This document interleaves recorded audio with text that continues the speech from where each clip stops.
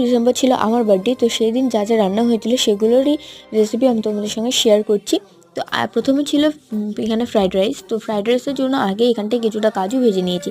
তারপরে আগে থেকে এখানে ভেজে রাখা গাজর, ফুলকপি, বিনস এবং ক্যাপসিকাম এগুলোকে আরও 2 মিনিট ভালো করে ভেজে নিয়ে তার মধ্যে একটুখানি নুন দিয়ে এগুলোকে আর 2 মিনিট ভালো করে ভেজে নেব।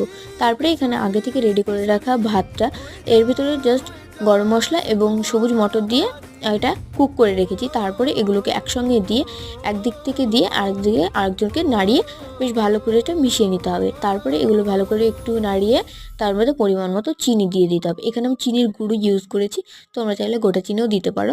তো তারপরে এগুলো খুব ভালো করে মিশিয়ে নিয়ে তোমরা লাস্টে চাইলে ঘি দিতে পারো, প্রথমে চাইলেও ঘি দিতে পারো। তারপরে এখানটায় দিয়ে দেবো আমি ফ্রাইড রাইস মশলা। তো এটা দিয়ে ভালো করে মিশিয়ে রেডি করে নিলেই হয়ে গেল আমাদের ফ্রাইড রাইস। তো কেমন লাগলো আজকে ভিডিওটা জানিয়ে, দেখা হচ্ছে নেক্সট একটা মেনুতে। টাটা।